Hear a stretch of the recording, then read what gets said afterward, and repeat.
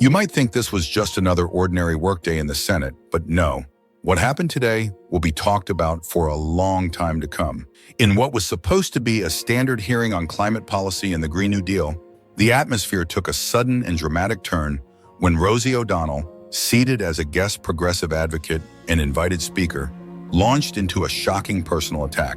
Her target, Jonathan Roumie, the actor and now public representative on climate dialogue, invited for his experience in community outreach and environmental storytelling. Live on national broadcast, Rosie's voice rose above the hum of routine debate, her tone biting and theatrical. She turned toward Roumie, who sat with calm poise at the end of the panel, his hands folded quietly in front of him. "We are here to talk about saving a dying planet," she declared, her voice echoing across the chamber. "But how can we even begin to take this seriously when we have someone sitting here delivering what sound like monologues from a faith-based drama instead of facts? Mr. Roumie," she continued, her lips tightening into a smirk, "you are a joke, and not the kind that makes people laugh." A few chuckles erupted from her supporters seated behind her, but most in the room remained still, staring, uneasy. Some furrowed their brows, others exchanged uncomfortable glances. A senator near the back leaned over to whisper, "This just crossed the line." Reporters' fingers flew across keyboards, sensing a media moment in the making.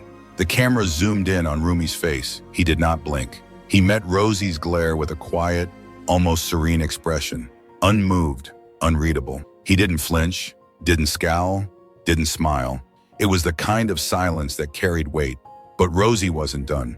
The silence only fueled her further. "You want to talk about economic burdens? About policy?" she snapped, pacing toward the front of the dais. "Try living in neighborhoods like mine, where people choke on polluted air and floodwaters sweep through homes while you recite poetic nonsense about hope and dignity. We don't need a sermon, Mr. Roumie. We need action." Her hands sliced through the air with every word, trying to carve her outrage into the conscience of every witness in the room. "You stand there with your gentle tone and saintly eyes, but on this issue you're a bystander. No, worse, you're a distraction. You make climate change into a feel-good performance while people are dying." Some scattered applause followed her outburst, mostly from younger activists in the back, but it was tempered by the shifting atmosphere in the chamber. A legislative aide wearing Rosie's badge smiled faintly, but the flicker of worry behind her eyes did not go unnoticed. A reporter in the back leaned toward his colleague and whispered, "She just poked a hornet's nest." And still, Jonathan Roumie did not speak. He simply tilted his head, as if reflecting on every word she hurled at him, not with offense, but with clarity. His fingers tapped lightly on the table. The light caught the edge of his glasses. His eyes remained fixed, his posture still. There was no rage, no need, only quiet strength, and the room was about to feel it. Jonathan Roumie isn't someone who folds easily. Rosie O'Donnell, unaware of just how immovable her opponent truly was, kept pressing. "We need leaders who dare to think big," she declared, her voice rising again. "Who dare to act, not people who sit quietly, looking wise while contributing nothing but polished anecdotes. Mr. Roumie, if all you have are poetic metaphors, maybe it's time you step aside for those who actually want to save this planet." Her words cut through the room like arrows. She stood tall, eyes locked on Roumie, waiting for him to crumble under the weight of her condemnation. But the room didn't shift in her favor. In fact, it didn't shift at all. Jonathan remained still. The silence, his silence, was no longer passive. It was deliberate, a presence, a pressure. Even Rosie, still projecting outward confidence, seemed to feel it. Her tone faltered ever so slightly. From the corner, a conservative senator near Roumie offered a knowing smile, as if he could already see where this was headed. Meanwhile, a reporter from an online outlet hit record on their phone, whispering, "This is about to go viral." Rosie, sensing she hadn't landed the final blow, continued, her voice sharper now. "I represent the young people," she said, raising her arms to the room. "The ones living with the consequences of delay. We don't have time for silence, for feel-good speeches. We need action now." She sat down abruptly, eyes still locked on Roumie, daring him to respond. A modest applause rose from her camp, but it lacked the certainty of victory. And then, Roumie moved. He cleared his throat, not loudly, just enough to be heard. The small sound sliced through the tension like a blade. All eyes turned to him, When he finally spoke, his voice carried a quiet resonance, neither rushed nor theatrical, just calm, deliberate. "Ms. O'Donnell," he began, his gaze unwavering, "I come from a place where people don't shout to prove they're right. I didn't study theology and history to impress anyone. I did it to learn that words, like actions, must have weight, not just volume." A stillness fell over the room. The very air seemed to lean forward. He continued, his voice gentle but sharpened by conviction. "You speak of urgency. I agree. But urgency doesn't mean recklessness. Action doesn't mean promises we can't afford. I represent people, working people, who can't gamble their futures on headlines. They need something they can believe in, not just feel." Whispers began rippling along the walls of the chamber. A reporter scribbled furiously. The momentum was shifting. Rosie jumped back to her feet, hands on her hips, her voice now tinged with frustration. "You talk about working people," she said, "but do you even understand what they're going through? Their homes are being destroyed by storms. Their children are breathing in poison, and all we hear from you is calm metaphors. Where is your urgency?" She stepped forward, trying to dominate him with energy, with sheer volume. "We need bold policies. We need the Green New Deal, not quiet reflection." But Jonathan Roumie didn't even blink. He tilted his head slightly, then spoke again, calmly. "Ms. O'Donnell, I know my people. They're the ones waking up before dawn to keep this country running. They don't want to be inspired. They want to be protected. If we're going to talk about policies, let's start with how we pay for them. Let's talk about sustainability, not just of the planet, but of the people who live on it." His words, measured and gentle, hit harder than shouting ever could. A few neutral senators nodded. Rosie's supporters looked toward each other, uncertainty flickering in their eyes. The room had begun to feel like a furnace, with the ideological clash between Roumie and O'Donnell glowing at its center. Rosie, now visibly trying to reclaim control, struck again. "You keep talking about us, but you're dodging the real crisis," she snapped. "Communities are suffering now. Young people are losing hope. Do you think your thoughtful phrases are enough to calm the storms?" She paused, eyes fierce, waiting for Roumie to break. But he didn't. He only shrugged, subtly, almost gracefully, and then he stood. For the first time in the hearing, Jonathan Roumie rose to his full height, and the room fell utterly silent. "You speak of storms, Miss O'Donnell," he said, his voice dropping lower, steadier, almost like a prayer. "I've walked through flood-ravaged towns. I've spoken to mothers who lost everything. I don't come here to perform. I come here to ensure that the solutions we offer don't drown those same people in debt. If you want to call that quaint or folksy, so be it. But where I come from, we call that the truth." His words didn't roar. They resonated, and they shook the room. A few conservative senators clapped, softly but sincerely.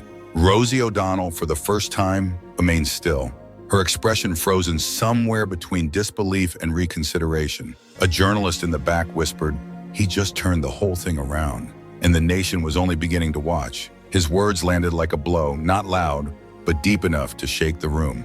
A few conservative senators clapped quietly, while Rosie's supporters fell into a noticeable hush. A reporter in the back leaned toward a colleague and whispered, "He just turned her attack into his advantage." The cameras stayed fixed on Jonathan Roumie as he gently sat down, his gaze still locked on Rosie O'Donnell, steady and silent, as if daring her to go further. Rosie, momentarily rattled, didn't retreat. She stood tall again, inhaled deeply, and spoke with sharpened force. "Mr. Roumie, your truth is just a way to delay," she snapped.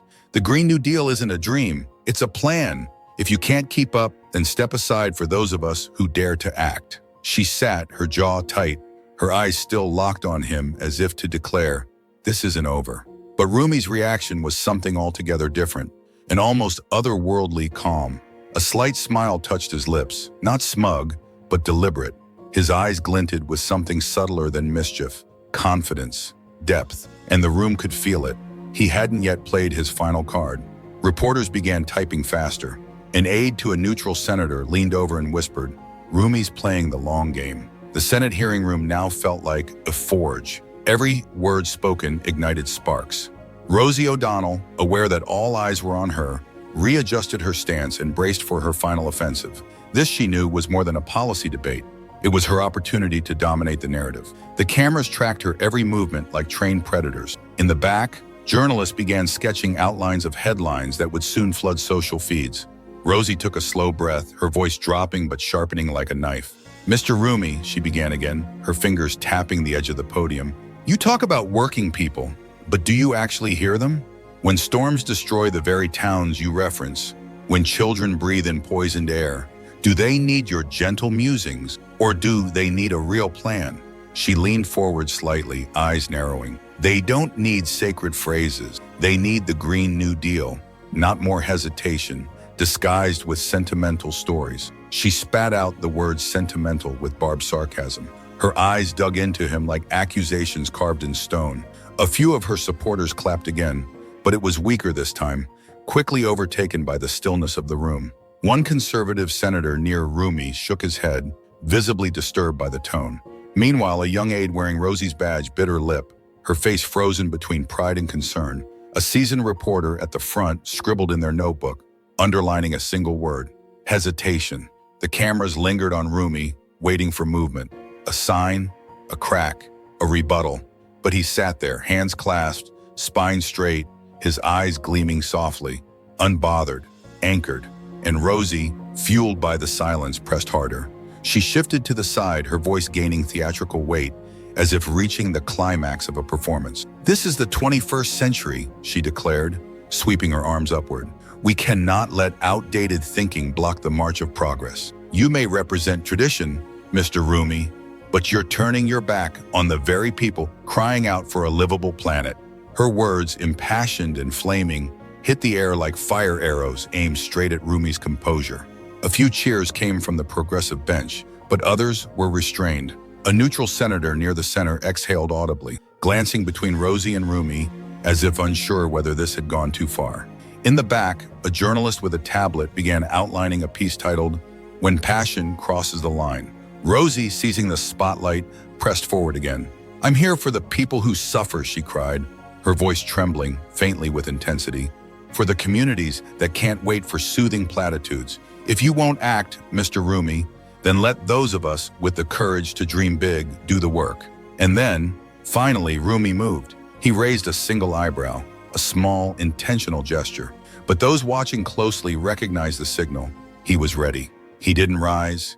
He didn't even raise his voice. But when he spoke, it felt like a breeze stirring before a coming storm.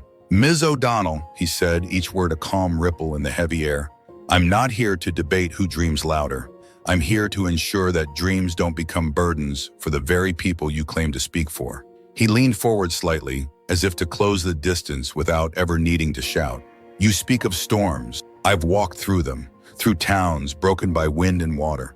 I've looked into the eyes of people who've lost in everything. They don't need promises dressed in urgency. They need plans rooted in reality, in possibility, in truth." The words were soft, but they carried like a stone dropped in a still lake, spreading through the chamber in widening circles of weight. A few senators nodded in silent agreement, especially those from rural communities who had long grown tired of rhetorical storms. Rosie, though visibly flustered, refused to retreat. She rose again, voice now sharper. "You call that realism? I call it evasion." Her final line hit the air like a challenge, but for the first time, even she seemed unsure of the response. Rosie fired back, her voice rising, trembling with fury barely held in check. "People don't need excuses," she shouted.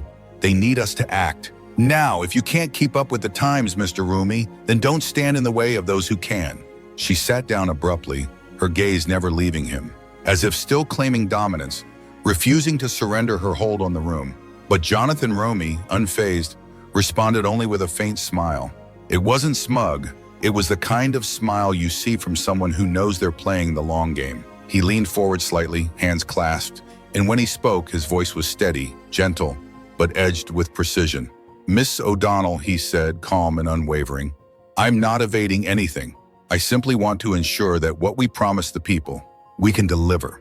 If that makes me backward in your eyes, I'm fine with the label." The words weren't flashy, but they hit like truth. Several conservative senators nodded quietly. Even a few among Rosie's own circle had begun whispering, glancing between each other, sensing the momentum shift. Rosie had roared. Roumie had endured.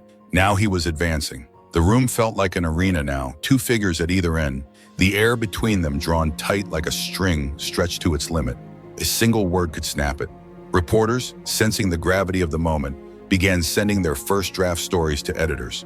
One aide near the back leaned in and whispered, "She's trying to corner him, but he hasn't thrown his final punch yet." Rosie had just sat down, still radiating defiance. But her supporters, while clapping, were glancing around nervously. They could feel it too. Something was shifting. Jonathan Roumie wasn't just resisting, he was preparing. The rhythm of the hearing shifted like a tide turning mid-storm. The camera zoomed in on Roumie's face, the glint of the chamber light on his glasses, the way his hands rested lightly on the table like a chess player about to move a final piece. And then, he stood. For the first time during the entire hearing, Jonathan Roumie rose from his chair, and the room fell utterly still. He didn't raise his voice, he didn't hurry, he didn't posture. He simply adjusted his jacket, looked across the chamber, and fixed his eyes on Rosie O'Donnell. His calm was a current running deep, so deep that Rosie's previous storm of words suddenly felt small, temporary, like ripples against bedrock. "Ms. O'Donnell," he began, his voice low and rich with quiet authority, "I'm not here to compete over who speaks louder or who dreams bigger. I'm here to speak about what truly matters to the American people. Not promises that shimmer for headlines, but solutions that stand the test of reality." A hush overtook the room. Even a neutral senator in the center row leaned forward, eyebrows raised, caught by the gravity of Roumie's tone. From the back, one of Rosie's aides stopped mid-text, lifting her eyes to the floor like she could feel the direction of the hearing shifting beneath her feet. Roumie continued, and now there was a subtle sharpness in his voice. Not cruel, but refined, steeled. "You speak of floods, of suffering," he said, "and I have seen it. I have walked down waterlogged roads, held hands with people who lost their homes, their livelihoods. I've prayed with them in silence when there were no words left. They don't need us painting perfect visions of the future. They need us listening. They need plans that work, not just ones that sound good on paper." The room seemed to exhale as a few conservative senators nodded. The tension had shifted, not dissolved, but transformed. Even a few of Rosie's allies, though loyal, could not deny the force of his words. They weren't loud, but they landed. Across the aisle, Rosie sat stiffly. Her hands gripped the edges of her seat, her lips pursed, not in confidence now, but in effort. Effort not to show discomfort. Her eyes betrayed the smallest glint of unease. She opened her mouth, ready to interrupt. But Roumie, without anger, without haste, simply raised one hand. It was a quiet gesture, but it commanded the room. He wasn't finished. "You call me backward," he said softly, "because I ask how we'll pay for sweeping change. Because I urge caution, not from fear, but from responsibility." He paused. The pause was a choice, a message. And everyone knew Jonathan Roumie wasn't done making his point. Jonathan Roumie's voice dropped lower, like a seasoned storyteller bringing the audience to the heart of the tale. "But backward," he said, "isn't when you talk about what people need instead of what they want to hear." He paused, looking directly at Rosie O'Donnell. There was no anger in his eyes, only resolve. "I'm not here to put on a show, Ms. O'Donnell. I'm here to make sure every tax dollar is used wisely, that every policy we pass doesn't push the very people we're trying to help deeper into hardship. If that makes me folksy, I'll take it." Then came the final strike, soft, sincere, and immovable. "Because at least I know I'm standing on the side of truth." The room, already silent, suddenly erupted in applause, not just from conservative senators, but from neutrals as well. Some leaned back in their chairs, visibly swayed by the moral weight in Roumie's voice. Even a few progressive aides blinked, as if the emotional power of the moment had landed deeper than expected. For the first time, Rosie O'Donnell's confidence visibly cracked. She didn't crumble, but she sat more rigidly now, her back straight, hands tense on the desk. Her eyes flickered, searching her side of the aisle, scanning for a lifeline. Near the exit, a reporter leaned toward her colleague and whispered, "He just turned the tables. This is Roumie's moment." The cameras, locked in on him, captured every nuance, the soft smile at the edge of his lips, the light in his eyes, and the way he calmly returned to his seat like someone who had just placed the final stone on the board. But Rosie O'Donnell wasn't the kind to surrender easily. She stood once more, her voice tight, her hand gesturing toward Roumie like a prosecutor calling out a defendant. "Mr. Roumie," she said, You talk about truth, but the truth is you're obstructing progress. The Green New Deal isn't a fantasy. It's the only path we have left to save this planet. Her voice trembled slightly, emotion rising again. You want to talk about cost? Let's talk about the pace of delay.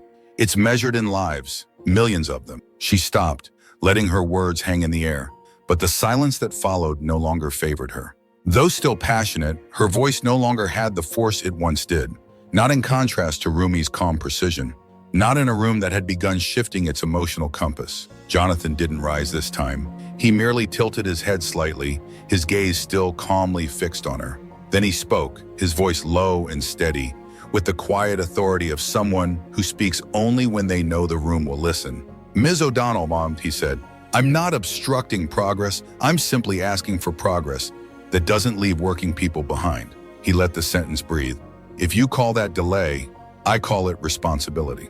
A few senators clapped, softly but clearly, and that was enough. Enough for Rosie to realize the tide had fully turned. The hearing room now felt less like a battlefield and more like a chessboard, and Roumie held the advantage with every move. Reporters typed furiously, capturing the moment, knowing this wasn't just a debate anymore.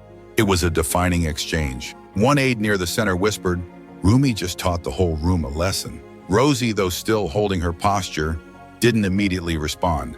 She sat down with forced composure, her eyes scanning the faces of her allies, not to rally them, but as if seeking reassurance. The room no longer belonged to her. It belonged to Jonathan Roumie. This exchange, his decisive, composed blow, had shifted the entire rhythm of the hearing.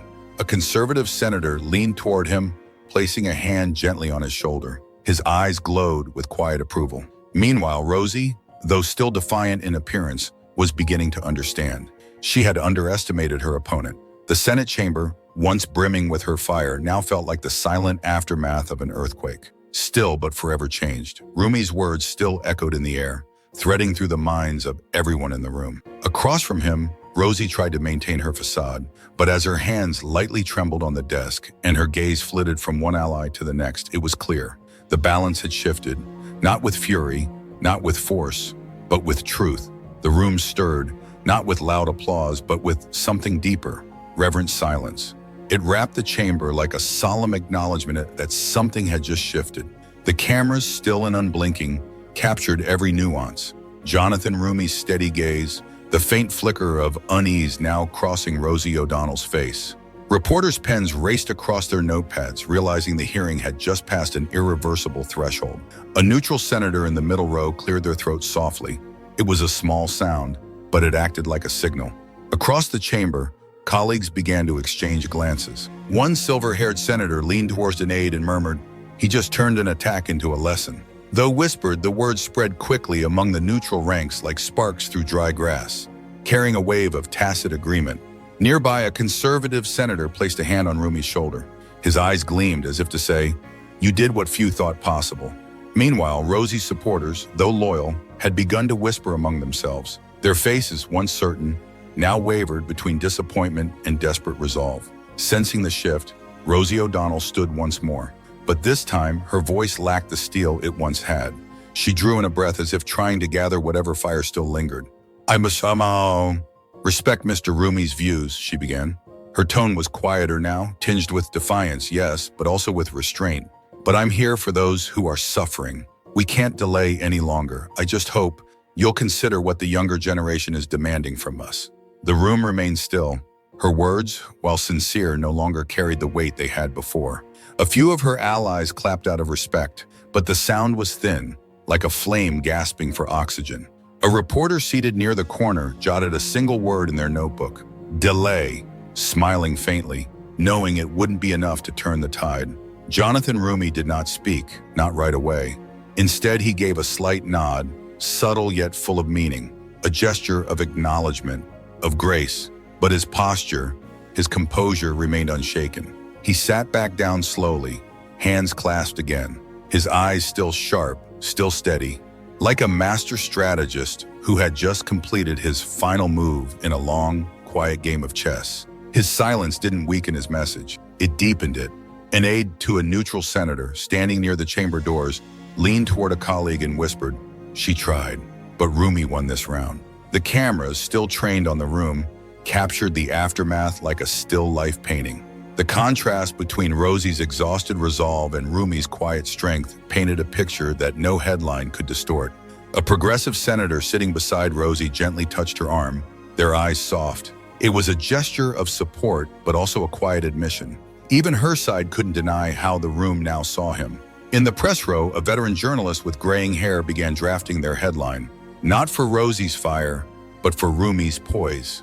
A camera panned slowly, capturing the body language of the neutrals, many of whom now leaned slightly toward Roumie's side of the aisle, their eyes full of new consideration. In the far corner, a technician adjusted a microphone. Click. The small noise startled the room, but in truth, it felt symbolic, like the final period at the end of a long, dramatic sentence. Reporters typed faster, editors were pinged, the breaking news banners were forming. Roumie turns the tables on O'Donnell, a historic Senate showdown. One young aide wearing Rosie's badge lowered her head, typing furiously on her phone, likely updating the team that the narrative had changed, and fast. Meanwhile, Jonathan Roumie sat quietly, turning toward a colleague beside him and offering the faintest smile. Not arrogant, not boastful, just complete. The tension that once pulsed through the room had dissolved, replaced by something deeper: respect. Not just for Roumie as a man, but for what he had shown. That sometimes the most powerful weapon in politics isn't fire, it's restraint. And not all victories are loud, some come with grace. Shortly after the hearing, the internet ignited. A meme of Jonathan Roumie, edited as a calm-faced boxer stepping out of the ring, circulated under the caption, "Knockout by composure." On TikTok, the moment went viral. A teenager from Texas reenacted Roumie's quiet takedown, his final line layered over dramatic orchestral music, earning hundreds of thousands of likes. A group of college students posted a full theatrical skit of the hearing, one dressed defiantly as Rosie O'Donnell, arms flailing, and another as Roumie, simply sitting with folded hands and a knowing smile. It hit trending status within hours. Even Instagram, typically less political, was suddenly filled with Roumie's quotes laid over artistic backgrounds. Listening without shouting is strength. Calm is not weakness, it's discipline. But not everyone was cheering. Rosie O'Donnell's supporters, especially young progressives and climate activists, pushed back hard. A Twitter account with over 3 million followers wrote, "Rosie spoke the truth about climate justice." Roumie responded with feel-good deflections. Don't confuse softness with substance. A YouTube video from a popular environmental activist quickly gained traction. In it, the creator argued, Rosie was fighting for the future. Roumie just wrapped caution in velvet and called it leadership. That's not bravery, it's delay. Thousands of shares followed. The comment sections became battlegrounds, each side trying to shape the narrative. And the divide wasn't limited to social media. Major news outlets jumped on the confrontation, making it the centerpiece of the evening cycle. CNN aired a deep dive analysis titled, "Rosie's Passion versus Roumie's Poise, a Clash of Generations." The article acknowledged that while Rosie's message was fervent and timely, her decision to launch personal attacks cost her support among moderates. A CNN commentator added, "Rosie tried to show strength. Roumie made her look impatient." Meanwhile, Fox News took a predictably different angle. Their headline read, "Roumie teaches Rosie a lesson in dignity." Their coverage praised Roumie as the embodiment of traditional values, an anchor of reason standing firm against theatrical activism. A Fox panelist remarked, "Roumie didn't just win the debate, he won the heart of Middle America." Independent outlets like Politico and The Hill took a more balanced stance. A Politico headline read, "Senate Showdown Reflects America's Divide." The article analyzed the confrontation as a mirror of deeper cultural tensions, Rosie as the voice of impassioned urban youth, and Roumie as a symbol of quiet rural resilience. A political analyst quoted in the piece observed, "Roumie turned Rosie's aggression into a strength. He didn't just survive the attack, he redefined it." The Hill echoed this sentiment in a piece titled, "From Heat to Healing, Why Civility Still Wins." They concluded the moment it was a wake-up call, not just for Rosie, but for all leaders, to balance passion with precision. But on TikTok, the debate refused to cool down. A user with over 1 million followers posted a breakdown of Roumie's body language, highlighting his steady gaze and refusal to engage in reactive energy. The clip garnered millions of views and tens of thousands of comments like, "Jonathan Roumie is a masterclass in controlled power." He just proved real strength doesn't raise its voice. In response, Rosie's supporters launched a counter-campaign. A widely shared post read, "Rosie fights for us. Roumie just talks in circles." Yet even within those ranks, voices began to emerge admitting a painful truth. She underestimated him, wrote one young climate activist on Instagram. "We love Rosie's fire, but Roumie turned it into his platform. Next time, we need both the message and the strategy." Across Reddit and Facebook, threads exploded. Not just about policy, but about what Roumie had come to represent. In one viral Reddit post, a user from rural Georgia wrote, "My whole life I've been laughed at for my voice, my background. Watching Roumie take that kind of attack and answer with grace, that wasn't politics, that was healing." Environmental groups, while still standing with Rosie's message, admitted something had to change. One youth-led coalition posted, "Rosie carries our cause, but we need to speak in a way that brings others with us, not pushes them away." Through all the fire and fallout, the story had grown beyond a debate. It had become a reflection of two Americas, two approaches to truth, urgency, and leadership. And Jonathan Roumie, the quiet one, the one expected to fold under pressure, had walked away not just with respect, but with the narrative. The event also shined a spotlight on the media's immense role in shaping public perception. While millions were captivated by the fiery exchange, some analysts criticized major outlets for elevating the drama over the actual climate issues. An article in a respected independent news site pointedly remarked, "While Rosie O'Donnell and Jonathan Roumie sparred, the real question, how do we save the planet, got lost beneath the headlines." Yet despite the critique, networks continued to capitalize. Talk shows booked experts to analyze not the climate data, but the posture, tone, and emotional choreography of the clash. In one hypothetical panel interview, a commentator summarized it perfectly. Roumie didn't just win with arguments, he won by turning a moment into a symbol. And so the media storm raged on. Though the initial noise gradually faded, its ripples spread far and wide, from the solemn stillness of the Senate chamber to the raucous threads of TikTok, Reddit, and Twitter. This moment wasn't just a policy debate.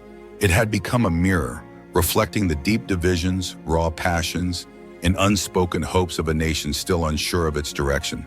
As the viral clip soared past millions of views, it no longer represented just two individuals clashing. It had become a parable about the values they embodied.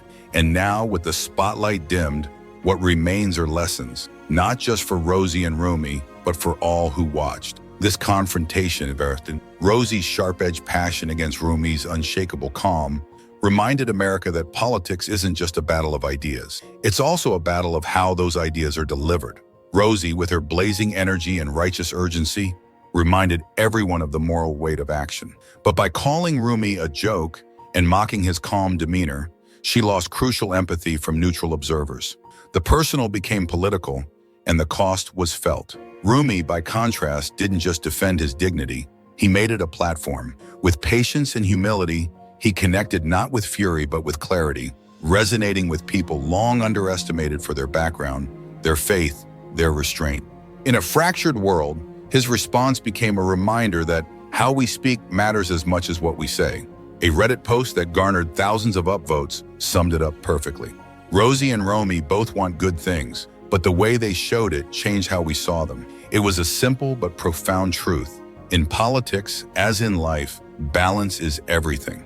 Passion must meet respect. Conviction must meet compassion. Rosie may remain a torchbearer for the young and urgent, but if she's to lead, she must learn to build bridges instead of burning them.